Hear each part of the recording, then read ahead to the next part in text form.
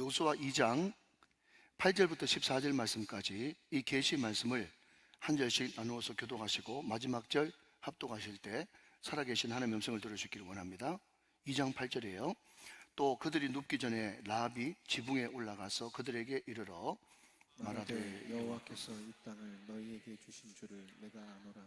우리가 너희를 심히 두려워하고 이 땅 주민들이 다 너희 앞에서 간담이 녹나니 이는 너희가 애굽에서 나올 때 여호와께서 너희 앞에서 홍해물을 마르게 하신 일과 너희가 요단 저쪽에 있는 아모리 사람의 두 왕 시온과 옥에게 행한 일 곧 그들을 진멸시킨 일을 우리가 들었음이니라.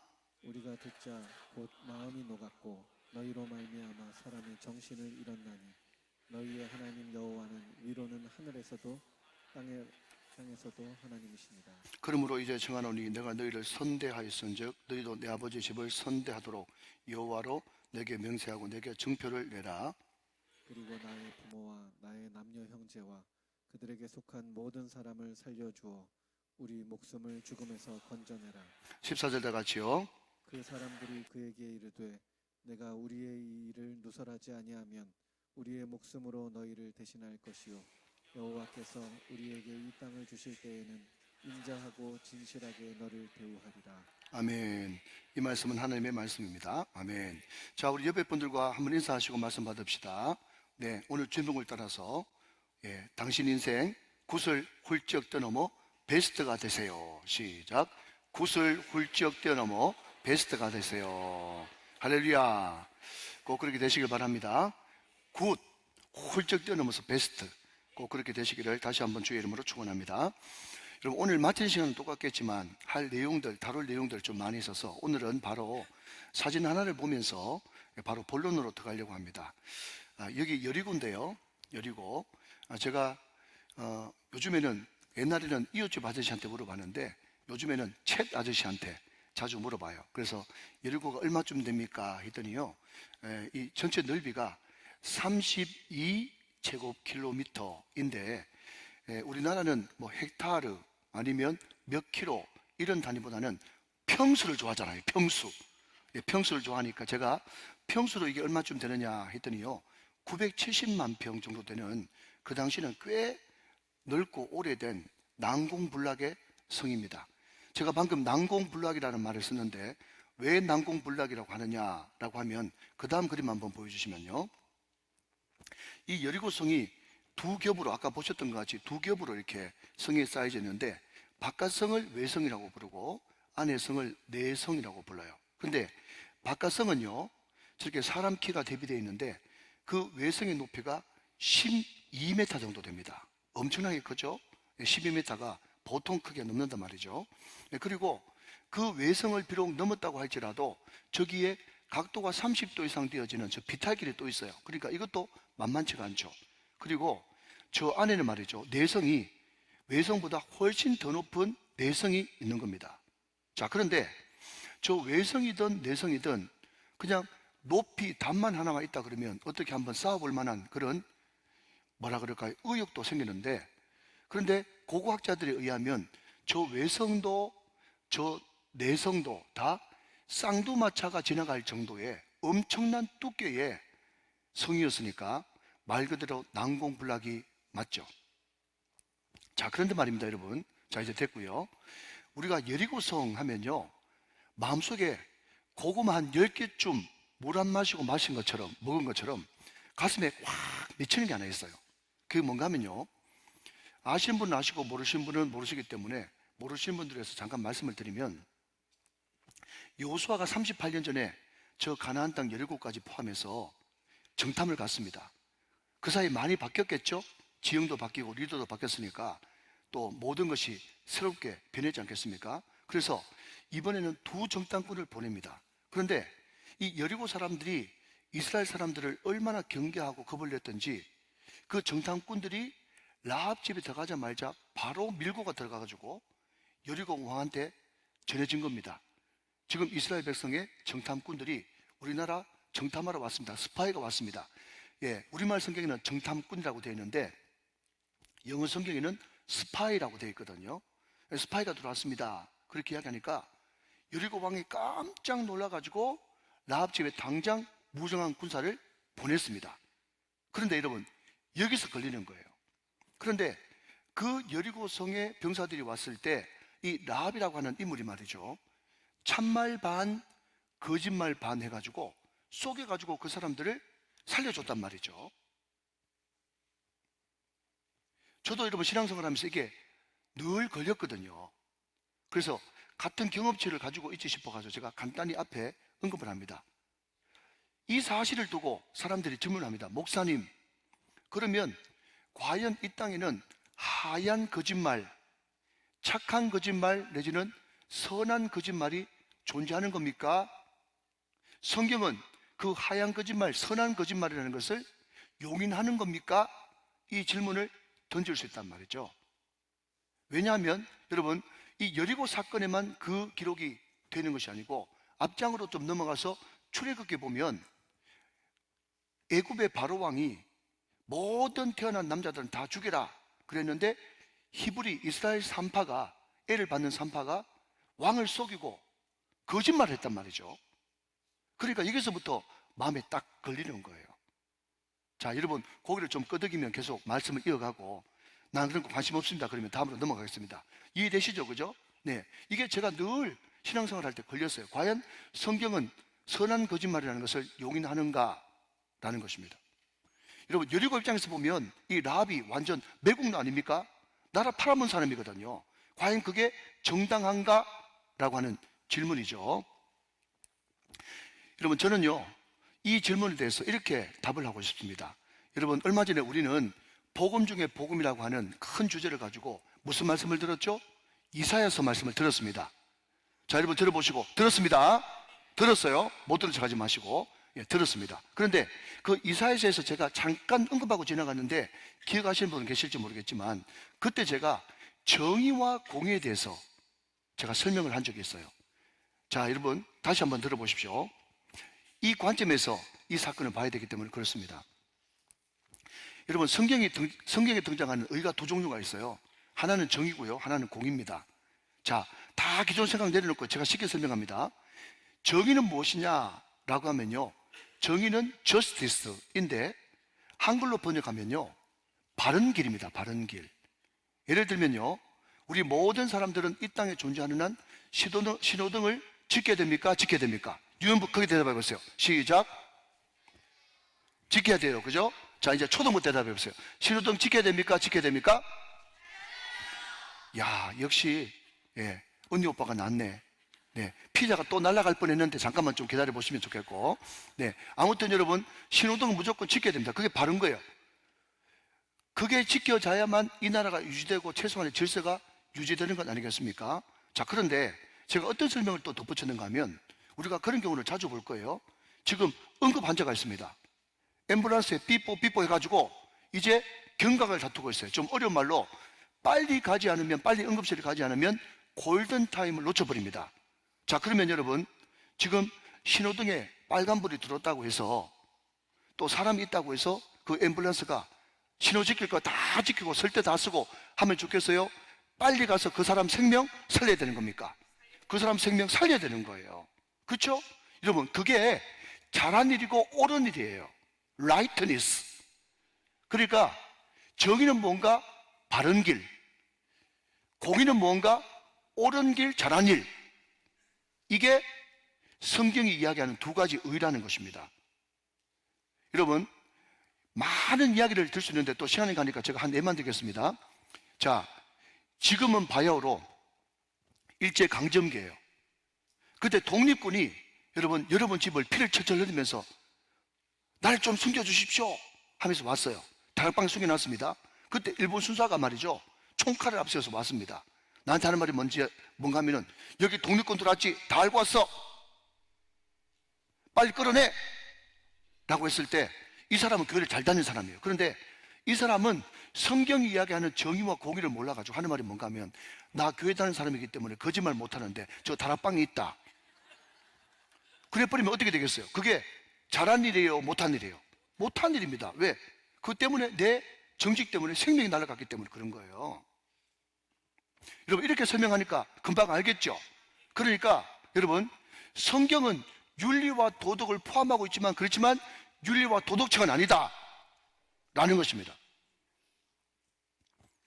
사람들이 말이죠, 자신의 그 얄팍한 지식, 죄송합니다 이렇게 이야기해서 얄팍한 지식에 이게 혼선이 오고 해석이 안 되어지니까 그냥 구원받는 입구까지 갔다가 그 아무것도 아닌 문제가 안 풀려가지고 다시 미끄러져 내려오는 거예요. 여러분, 그렇기 때문에 지식을 기반한 기독교가 얼마나 중요한지 모르겠습니다. 여러분, 오늘 이 여리고 성의 이 라합의 거짓말은요, 윤리, 도덕, 나라 팔아먹는 것, 나쁜 짓 한 것으로 접근하면 안 되고, 이것은 생명을 살리는 일이고 구원의 문제고 신앙의 관점으로 풀어야만 풀리는 문제라는 것입니다. 자, 그러면 여러분 또 물음표를 던집니다. 뭐라고요? 목사님, 정의도 공의도 결국은 사람이 결정하고 사람이 판단하는 것 아닙니까? 그럼 사람이 판단하면 귀에 걸면 귀걸이, 코에 걸면 여보세요? 코걸이 아니겠습니까? 라고 이야기할 수 있겠죠. 여러분, 그렇기 때문에 우리는 라인홀드 리버의 기도문을 늘 마음속에 가지고 있어야 되는 거예요. 뭐죠? 하나님, 바꿀 수 없는 것은 받아들일 수 있는 평안을 주시고, 그래서 여러분 이 라인홀드 리버의 이 유명한 기도의 키워드는 세 가지입니다. 평안, 용기, 지혜입니다.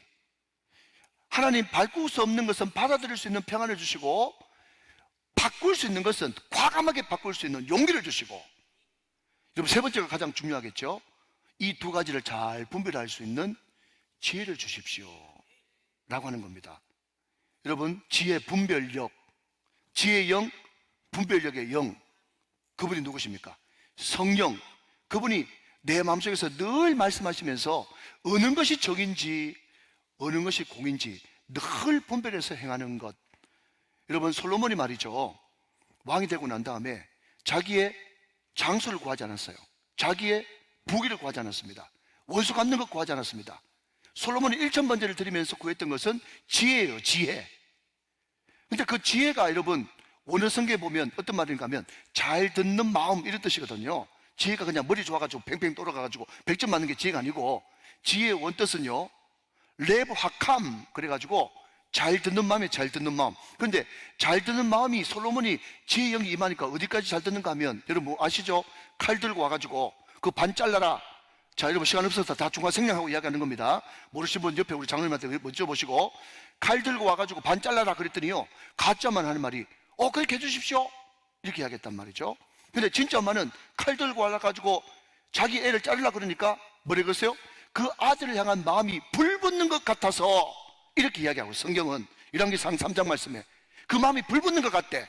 근데 그 마음이 불붙는 것 같아서라고 하는 이 말을 원문에서는 어떻게 해석하고 있는가 하면요, 창자에서 끓어오르는 소리를 듣다, 이런 뜻이에요. 이런 수준 높은 이야기를 이해하시겠습니까? 여러분, 솔로몬의 지혜가 임하니까 말이죠, 어느 소리까지 들리는가 하면 창자, 그 엄마의 모성의 창자에서부터 울리는 소리까지 다 분별할 수 있는 지혜가 임하더라는 거죠. 그러니까 여러분, 얼마든지 그 지혜의 영이 임하고 성령께서 함께 하시면, 여러분 우리는 무엇이 정의인지, 무엇이 바른 길인지, 무엇이 공의, 무엇이 잘하고 옳은 길인지 분별할 수가 있다는 것입니다. 사랑하는 여러분, 이 지혜의 영을 다 받게 되시는 여러분 되시기를 주 예수 그리스도의 이름으로 축원합니다. 자, 그러면 두 번째로, 여러분 이 라합이라고 하는 이 여성이 말이죠, 학자들이 알면 이때 나이가 10대였어요. 10대. 아무리 많아도 20대 초반을 넘지 않아요. 여러분, 우리말 성경에는 기생이라고 되어 있지만 성경 원문에는 몸파는 창녀거든요. 인생 막장 아니겠습니까, 여러분? 그러면 여리고의 지배층 사람도 아니고 귀족도 아니고 완전 인생 막장에 있었던 그 라합이 어떻게 이런 믿음을 가지게 되었는가 하는 것이 두 번째 물음입니다. 자, 여러분 오늘 본문 9절 10절 말씀 같이 한번 보겠습니다. 말하되 여호와께서 이 땅을 너희에게 주신 줄을 내가 아노라.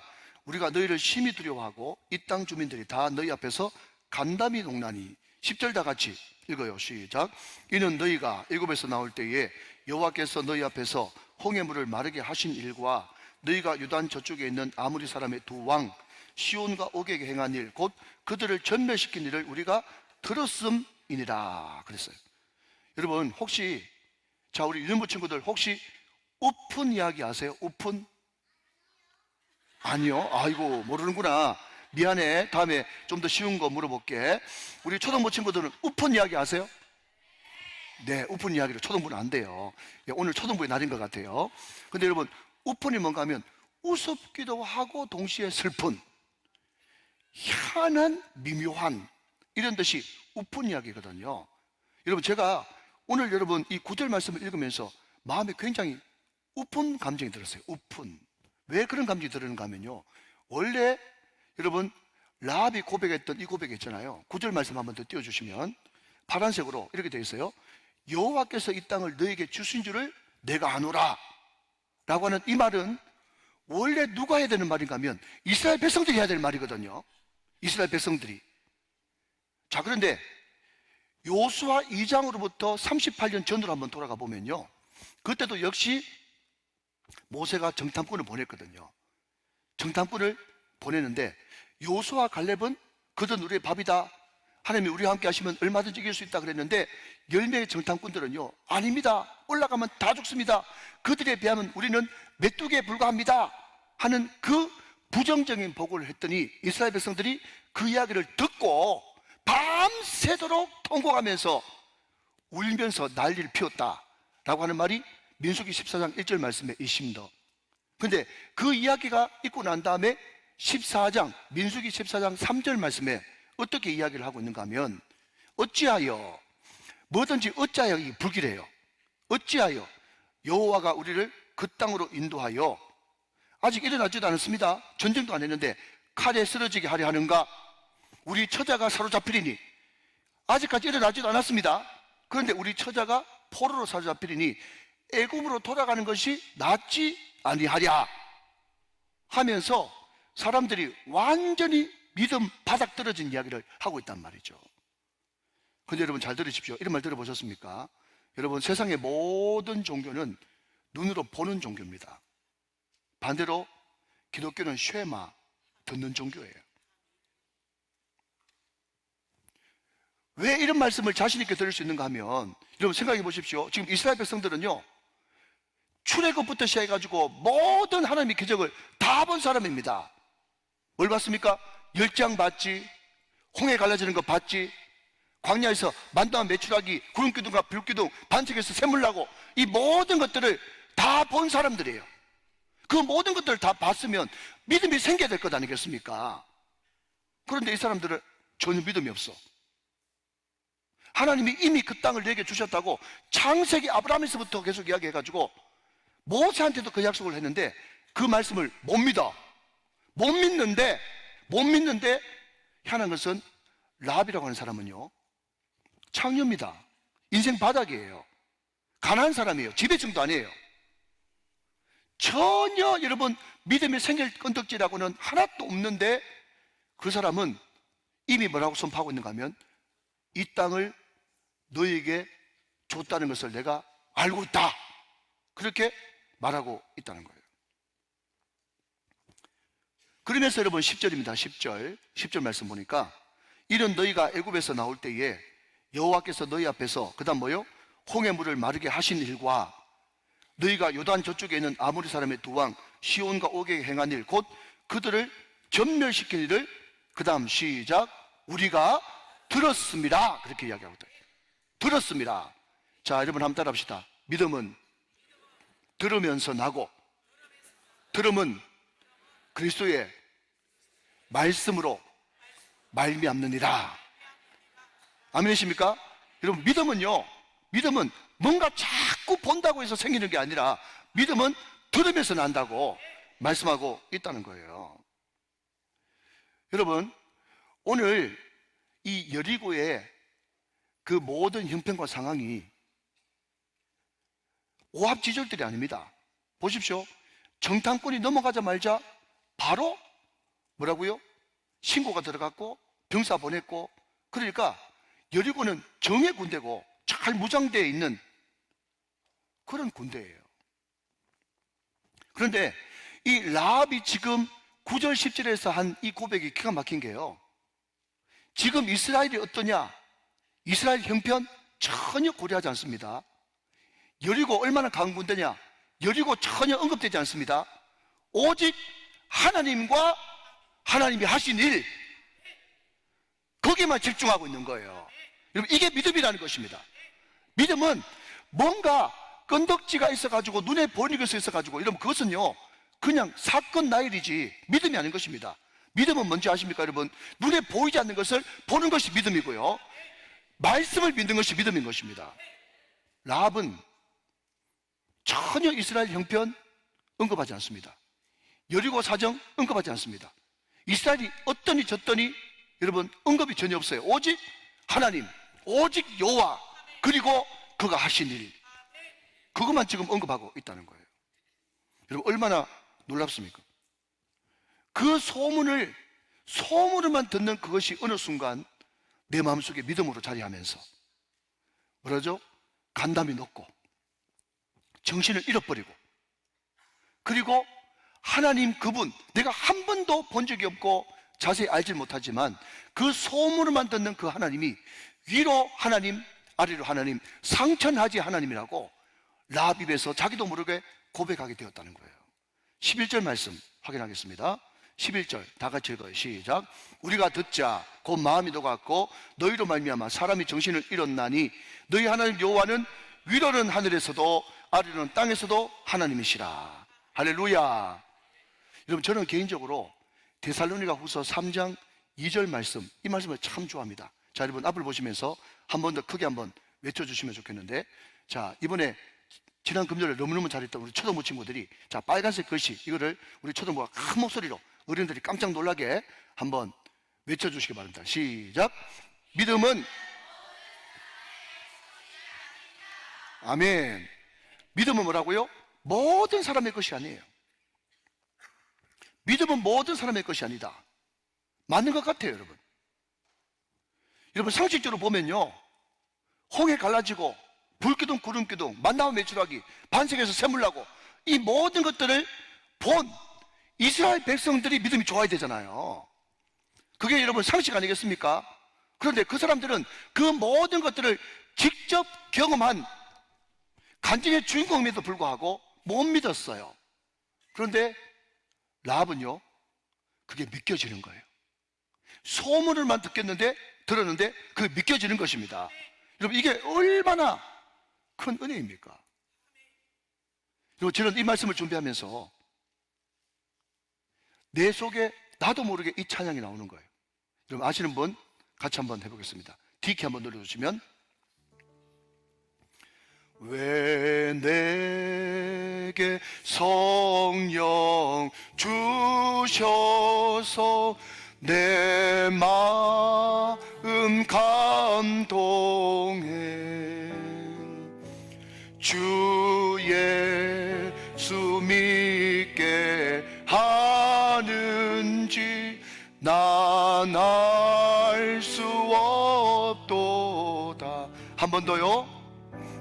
왜 내게 성령 주셔서 내 마음 감동해 주 예수 믿게 하는지 난 알 수 없도다. 같이 찬양합시다. 내가 믿고 또 의지함은 내 모든 형편 아시는 주님 늘 보호해 주실 것을 나는 확실히 아네. 할렐루야. 여러분 전혀 라합에게는 그런 믿음이 있을 수가 없는데, 하나님의 은혜로, 하나님의 은혜로 성령이 찾아오시고 성령이 믿음 주시고 그 믿음 가지고 목숨을 건 결단을 하게 하시고, 그러므로 말미암아 개인이 복을 받고 가족이 복을 받고 가문이 복을 받는 놀라운 감기축의 주인공이 될 수 있었다 하는 것입니다. 할렐루야. 믿으시기 바랍니다. 여러분 오늘 그 라합이 말이죠. 그 라합이 이 믿음의 결단을 하면서 그 두 정탐꾼에게 이렇게 부탁하는 장면이 나오죠. 자, 여러분 12절 13절 말씀 보시면, 그러므로 이제 청하노니 내가 너희를 선대하였은즉 너희도 내 아버지 집을 선대하도록 여호와로 내게 맹세하고 내게 증표를 내라. 13절 말씀 같이 읽어요. 시작. 그리고 나의 부모와 나의 남녀 형제와 그들에게 속한 모든 사람을 살려내어 우리 목숨을 죽음에서 건져내라 그랬습니다. 자, 여러분, 저는 이 이야기를 읽으면서 라합이 너무 사람이 착한 거예요. 물론 착해서 구원받은 건 아니지만 그 마음 중심을 하나님께서 보셨던 것 같아요. 자, 여러분, 제가 아까 뭐라고 말씀드렸어요? 기생 라합이 몸 파는 여자예요. 10대예요 10대. 그러니까 여러분, 자기 혼자 스스로 그렇게 창녀가 되었겠습니까? 자기 가족들이 몰아냈겠지, 형편이 어려우니까. 그러면 여러분, 그 마음속에 상처와 쓴뿌리가 얼마나 대단하겠어요. 그러면 여러분, 아버지, 형제들, 집안 식구들 다 원수 아니겠습니까? 그러면 차라리 저 인간들 심판받았으면 그런 마음이 라합한테는 더 있었겠죠. 충분히 상상할 수 있는 일이죠. 그런데 라합은요, 그 두 정탐꾼한테 신신당부하면서 내가 목숨 걸고 너를 선대했은즉 너도 나한테 선대를 해라. 뭐 해줄꼬? 그랬더니 우리 부모, 형제, 일가, 친척들, 내 아버지 집에 속한 사람들 다 죽이지 말고 살려주십시오. 그 이야기를 했다는 거예요. 여러분, 여기에 선대라고 하는 이 단어가 끝내주는 단어인데, 여기가 선대라고 하는 이 단어가 헤세드, 인자라고 하는 단어입니다. 여러분, 이 헤세드라고 하는 이 단어 안에 모든 좋은 것이 다 들어가 있는 거예요. 사랑도, 친절도, 호의도, 은혜도 다 들어가 있는 단어가 선대, 헤세드라고 하는 단어입니다. 그런데 말입니다, 여러분, 이 이야기를 들은 두 정탐꾼이 이구동성으로 이렇게 약속을 합니다. 14절 말씀 보시면, 그 사람들이 누구죠? 정탐꾼이죠. 그에게 이르되, 그가 누굽니까? 라합에게 이르되, 내가 우리의 이 일을 누설하지 않으면 우리의 목숨으로 너희를 대신할 것이요. 그 다음 해보십시오. 여호와께서 우리에게 이 땅을 주실 때에는, 시작, 인자하고 진실하게 너를 대우하리라. 여러분, 여기에는 또 한 발 더 나가네. 여기 인자가 뭔가 하면 헤세드, 모든 좋은 것이 다 들어가 있다 그랬죠. 여기에 진리라는, 진실이라고 하는 이 말이 뭔가 하면 에메트라고 하는 진리, 진실, 신실, 믿음, 이런 뜻이 포함되어 있어요. 자, 여러분, 항상 구약에서 여호와 하나님을 가리킬 때 하나님의 성품을 뭐라고 이야기하죠? 인자와 진리, 진실, 그게 하나님의 성품이거든요. 그러니까 너는 인자 하나만으로 나를 대우해달라고 이야기했겠지만, 나는 인자 그 위에 하나님의 신실, 믿을 만한 페이스풀, 진실로 너한테 약속한다. 그렇게 굳게 증표를 주고 약속을 했습니다. 자, 근데 여러분 잘 보십시오. 근데 여기에 단 하나 조건이 있어요. 단 하나 조건. 이 조건을 만족시켜야만 인자와 진실이 나한테 임하지, 이거 조건 지키지 않으면 안 된다. 그러면서 조건으로 내세운 것이 18절 말씀입니다. 18절 말씀, 자, 같이 보십시오. 우리가 이 땅에 들어올 때에 우리를 달아내린 책문에 이 붉은 줄을 메고 내 부모와 형제와 내 아버지의 가족을 다 내 집에 모으라 그랬어요. 이게 조건입니다. 여러분, 이것을 한마디로 명제화시킨다면 뭐죠? 붉은 줄 아래 다 모여라. 붉은 줄 아래 다 모여라. 네 아버지, 네 엄마, 네 일가 친척, 형제, 네 아버지 가족 모든 사람들이 붉은 줄 아래 다 모일 때 구원받을 것이고, 붉은 줄 아래 다 모일 때 인자와 진실이 너에게 임하게 될 것이다. 그 약속을 하고 있다는 거예요. 여러분, 이 붉은 줄을 여러분 보니까 또 40년 전에 그때가 생각나지 않습니까? 그때가 언제죠? 그때는 6월절이었어요.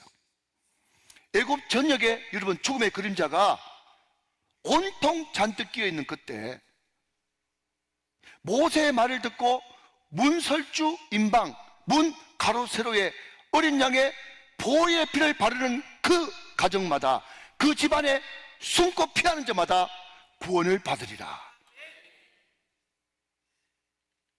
그 재앙이 넘을 유, 넘을 월, 넘어가리라.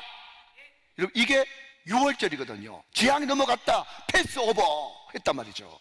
마찬가지로 네가 지금 나를 이 창문으로 달아내리고 있는데, 자, 여러분 한번 보십시오. 아까 외성 있고 내성 있죠.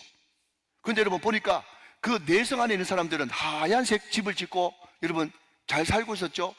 외성에도 집이 있었어요. 외성에도.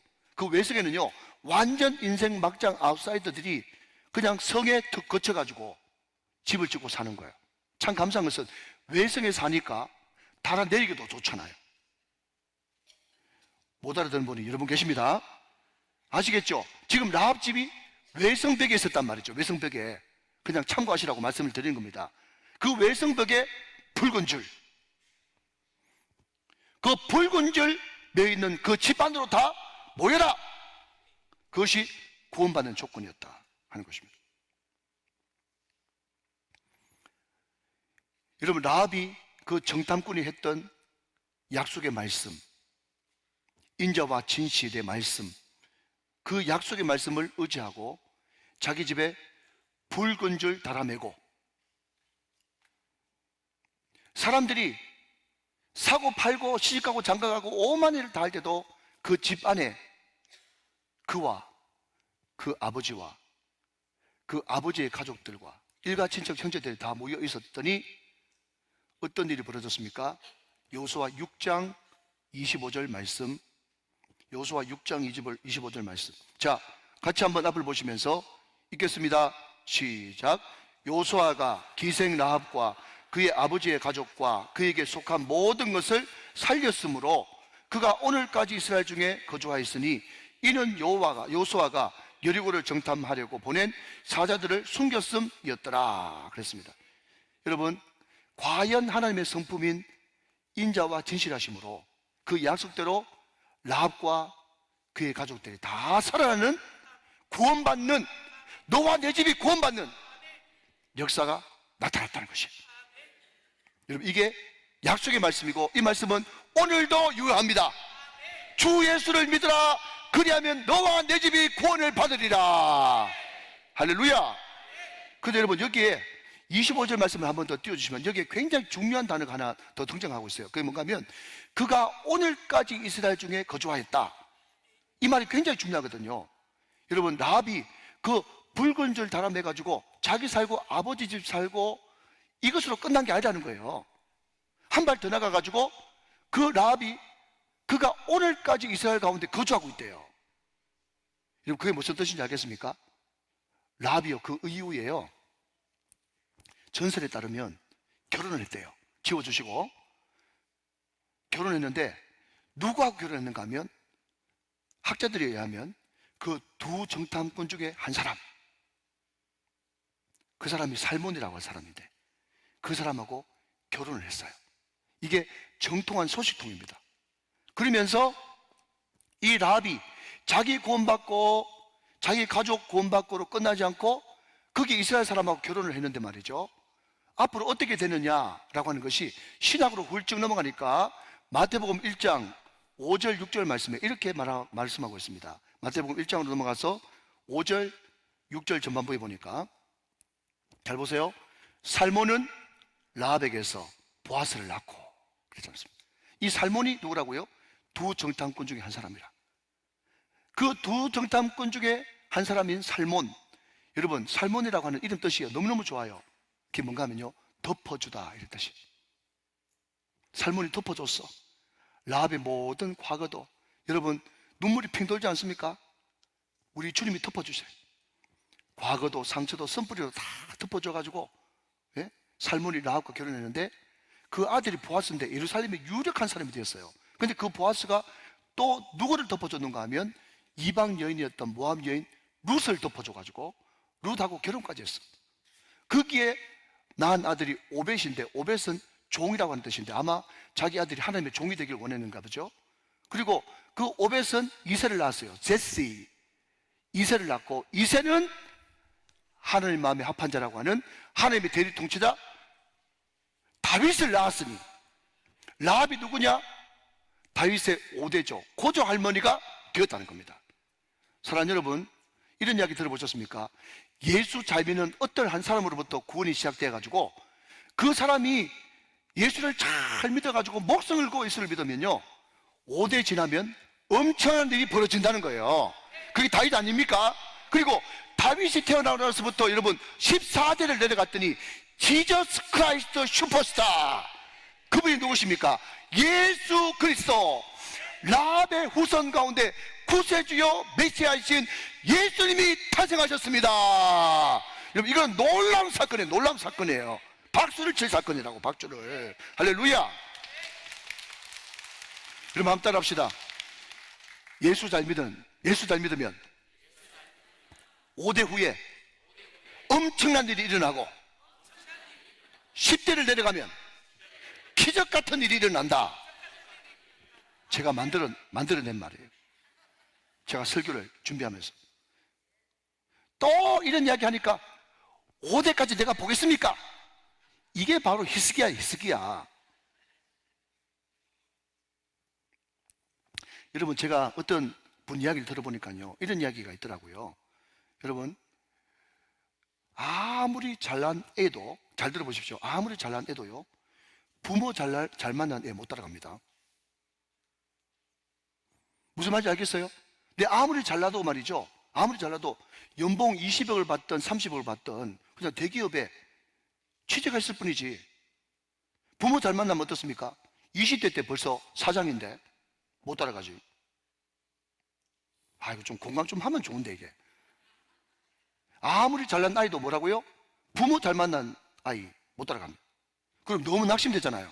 목사님, 그러면 우리는 뭡니까? 라고 물으신다면요, 아무리 부모 잘 만난 아이도 재수 좋은 아이 못 따라갑니다. 이게 핵심이에요. 재수 좋은 아이 못 따라간다고. 재수 좋은 아이. 여러분, 이것을 기독교용으로 바꾸면요, 은혜 입은 사람 못 따라가는 거예요. 라합은 은혜를 입었어요. 은혜를 입으니까 은혜로 말씀이 귀에 들어왔죠. 말씀이 귀에 들어오니까 여러분, 그것을 행함으로 목숨 걸고 결단하지 않습니까? 그 목숨 건 결단이 자기 인생을 완전 황무지에서 꽃피우는 인생으로 바꿔버렸다는 거죠. 여러분, 성경 말씀 읽겠습니다. 자, 여러분, 히브리서 11장 보세요. 자, 여러분, 히브리서 11장 몇 절 보시는가 하면 32절 말씀을 같이 한번 보겠습니다. 히브리서 11장, 여기 없나요? 예, 다 있는 것 같은데. 히브리서 11장 31절 보겠습니다. 자, 제가 읽습니다. 믿음으로 기생 라합은 정탐꾼을 평안히 영접하였으므로 순종하지 아니하는 자와 함께 멸망하지 아니하였도다. 여러분, 믿음장이라고 하는 히브리서 11장에 믿음으로 라합이 이런 일을 했다고 분명히 기록해 놓고 있습니다. 한 구절만 더 봅니다. 야고보서 2장 25절. 야고보서 2장 25절 보세요. 또 이와 같이 기생 라합이 사자들을 접대하여 다른 길로 나가게 할 때에 그 다음 행함으로 의롭다 하심을 받은 것이 아니냐 그랬어요. 여러분, 라합에게 성령이 임하니까 말씀이 믿기기 시작하고, 말씀이 믿기니까 목숨 건 결단까지 하고, 그 믿음과 행함이 라합으로 하여금 신앙의 명가문을 만드는데 자기를 이끌어가는 원동력이 되었다는 거예요. 그러므로 말미암아서 그 믿음 때문에 라합은 완전히 팔자 고친 인생이 되어버렸다. 할렐루야. 자, 여러분, 여기서 한 1분짜리 짧은 동영상을 하나 보고 말씀을 맺도록 하겠습니다. 동영상 한번 보여주시기 바랍니다.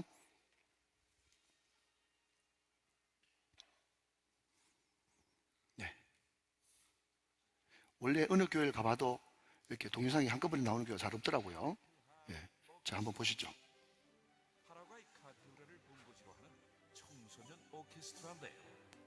그들은 페인트 캔과 포크를 이용해 만든 바이올린, 기름통에 폐 목재를 붙여 만든 첼로, 낡은 배수관에 숟가락과 동전을 붙여 만든 색소폰 등을 사용해 아름다운 섬유를 만들어낸다고 합니다.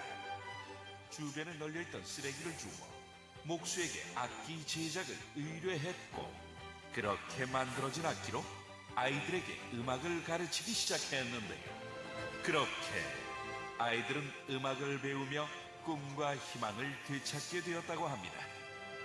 그들의 사연은 전 세계에서 큰 화제를 모았고, 랜드 필하모닉 오케스트라는 파라과이의 수도인 아순시온의 첫 공연 이후 전 세계 40여 개국에서巡回 공연을 하는 등 활발한 활동을 이어가고 있다고 하는데요. 세상은 우리에게 쓰레기를 보내고 우리는 음악을 세상에 돌려보냅니다. 네, 제가 어떤 동영상을 보다가 파라과이에 쓰레기 매립지가 있는데 거기에 사는 애들이 완전 나부같이 마약에 범죄에 완전 노출돼 가지고 인생 막장이에요. 근데 거기에 환경 운동가고 음악 선생님이 교회 성가대 지휘자가 들어가가지고 거기에 쓰레기통에서 나온 그 목욕통 뒤집어 놓은 거, 또 배수관, 동전, 포크 이런 걸 이용해가지고 악기를 만든 겁니다. 여러분, 우리가 악기 그러면 1,000만 원, 2,000만 원 다 넘어야 되는 줄 알겠지만 그런 것을 가지고 악기를 만들어가지고 걔들한테 음악을 통해서 새 사람을 만들어 준 거예요. 사랑하는 여러분, 성경을 보십시오. 성경에는 예수님을 면전에서 3번 부인한 베드로가 등장합니다. 가늠한 다윗이 등장합니다. 죄인 중에 괴수 바울이 등장합니다. 여러분, 인생 막장 라합이 등장합니다. 저와 여러분도 마찬가지입니다. 여기에 누가 문벌 좋은 사람이 있고 여기 처음부터 여러분 성부할 친구를 누가 있습니까? 우리 인생은 주님을 만나지 못했으면 완전히 인생 바닥으로 떨어질 수밖에 없는 라합과 같은 인생이 바로 나와 여러분의 인생이라는 것이에요. 그러나 그럼에도 불구하고 누구든지 그리스도 예수 안에 있으면 새로운 피조물이라. 이전 것은 지나갔으니 보라 새 것이 되었도다. 라합과 같은 인생 가운데 우주의 창조자, 우주의 지휘자 예수님이 찾아오셔서 그 십자가의 붉은 피로 우리를 건져내시고 우리 안에 들어오셔서 우리를 그때부터 빚어나가기 시작하는데, 우리가 정말 우리 인생이 주님과 함께 동행하면서 때로는 불순종할 때도 있지만 때로는 그 말씀에 순종하면서 싸워나가기 시작할 때, 여러분, 홍해와 요단강이 다른 것은 홍해는 구원을 상징하고 이제 요단강을 건너가면 구원받은 이후에 가나안에 들어가서 영적 전쟁을 벌이는 모습이 요단강을 상징하는 거예요. 사랑하는 여러분, 그 땅은 순종함으로 차지하는 땅인 것입니다. 하나님의 말씀이 들려왔을 때 그 말씀이 어렵지만 순종해 나가면서 나아갈 때 주님께서는 더 빚으시고 더 빚으셔서 황무지에서 장미꽃을 피우는 놀라운 은혜가 우리 가운데 있을 줄로 믿습니다. 저 예수 믿고 팔자 고쳤습니다. 여러분도 예수 믿고 팔자 고칠 수 있습니다. 주님 안에 소망이 있습니다. 주님 안에 능력이 있습니다. 주님 안에 놀라운 기적과 축복이 숨어 있습니다. 그 주님 영접하십시오. 그 주님께 내 인생 드리십시오. 주님, 나를 받아 주시옵소서.